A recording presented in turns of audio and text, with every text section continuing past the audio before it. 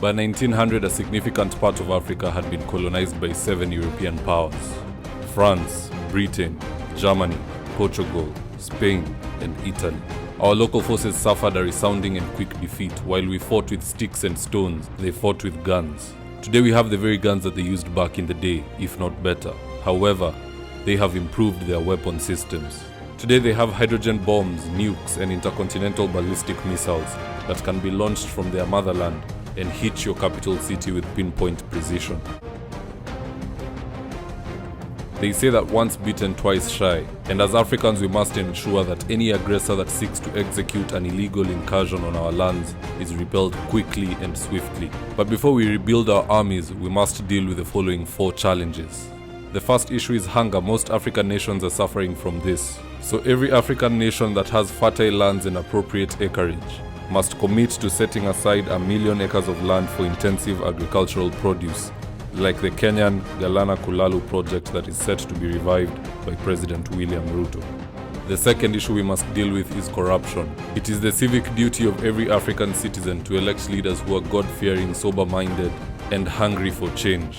The likes of Julius Malema in the south, William Ruto in the east, Abdel Fattah el-Sisi in the north, Muhammadu Buhari in the west, and Felix Tshisekedi at the heart of Africa. The third thing we must do is revive our economy by embracing industrialization. No longer will we be shipping raw products and buying finalized goods. Teslas, iPhones, and laptops are made from metals such as cobalt, titanium, tin, and all these are bought from the Democratic Republic of Congo. So let's use what we have and produce finished products right here in the motherland. As we all know, if you can't produce cars, then you can't produce tanks. And if you can't produce drones, then you can't produce 6th and 7th generation fighter aircrafts. Once our economy is straightened out, we must deal with the 4th issue, which is the Chinese debt. Once we clear the Chinese debt and we settle with the IMF, we can begin to loan to other countries. Once we have settled the 4 issues, every African country must commit to setting aside 5% of their GDP towards the defense of the continent. We need satellites to see what our allies and foes are up to in real time. We need the ability to locate their naval fleets and troops when and as required. We also need to mass-produce tanks for various objectives such as reconnaissance and launching offensives upon provocation. We also need carriers mass-produced so that we can deploy our air force anywhere in the world if need be.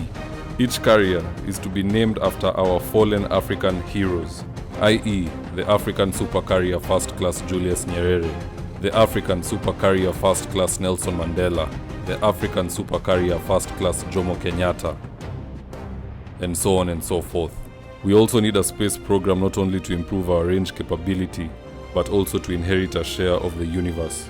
SpaceX seeks to colonize Mars and go beyond. We shall not be left too far behind. Having built the capacity, we must then turn to the African Union, seeking the following changes.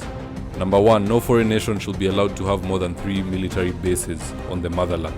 Number 2, we must adopt the concept of one for all and all for one.